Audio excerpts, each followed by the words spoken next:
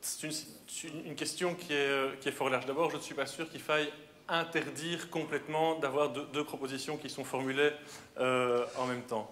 Et puis, je crois que cette discussion, elle va intervenir dans un débat beaucoup plus large.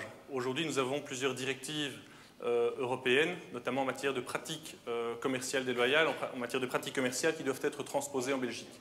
Et cette directive européenne, elle précise un certain nombre de pratiques qui sont autorisées et un certain nombre de pratiques qui ne peuvent pas être autorisées. Et donc ces pratiques qui sont interdites dans les différents États membres, la Belgique doit la transposer sans pouvoir aller plus loin. Donc il faut savoir qu'en Belgique, on a un droit qui est extrêmement protecteur du consommateur et qui va bien souvent, dans beaucoup de domaines, beaucoup plus loin que le droit européen.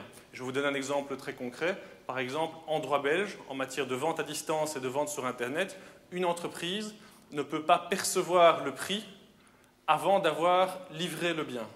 Et donc vous imaginez toute la difficulté que ça peut poser, parce que les gens commandent et puis ne payent jamais. Et donc dans les faits, eh bien, la majorité des sites sont hébergés dans des pays concurrents, et donc on voit quand on a des législations qui sont trop protectrices, ça met dans des marchés comme ceux-ci nos entreprises belges en difficulté par rapport aux entreprises étrangères.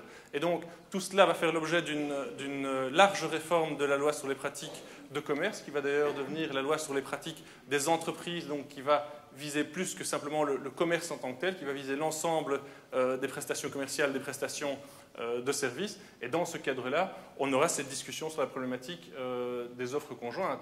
Mais je crois qu'il y a deux éléments qui sont importants. Dans le chef du consommateur, c'est qu'il y ait une transparence totale et qu'il puisse voir à un moment donné, quand il achète deux produits en même temps, mais quel est le prix séparé de chacun des deux produits et quels sont les avantages et les inconvénients. Et dans le chef des opérateurs économiques, de maintenir une concurrence loyale entre tous les opérateurs, qu'ils soient petits ou qu'ils soient grands. Et donc ça, ce sont vraiment les deux principales lignes de force de la transposition de cette directive telle que voulue par les ministres compétents.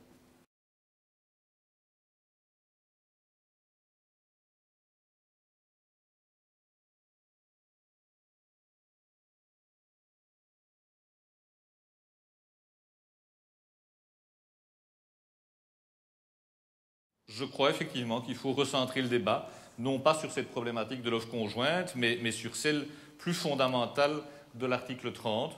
Et je crois que le texte que nous proposons est un texte qui dit ceci: en cas de souscription concomitante d'un contrat d'assurance avec la conclusion d'un autre contrat, qu'il s'agisse de l'acquisition d'un bien ou d'un service ou d'un autre engagement de quelque nature que ce soit, le déplacement du risque auprès d'une autre compagnie au terme du contrat d'assurance ne peut, dans le cadre de cet autre contrat, préjudicier directement ou indirectement le preneur qui ne peut se voir infliger une quelconque pénalité du chef de ce transfert. Ça supprimerait la problématique de la négociation individuelle ou de l'offre conjointe, puisque simplement la sanction du lien entre les deux serait de permettre, dans le respect de l'article 30 et de l'idée de l'article 30 de la loi de 1992, de se dégager de ce contrat sans subir la moindre pénalité.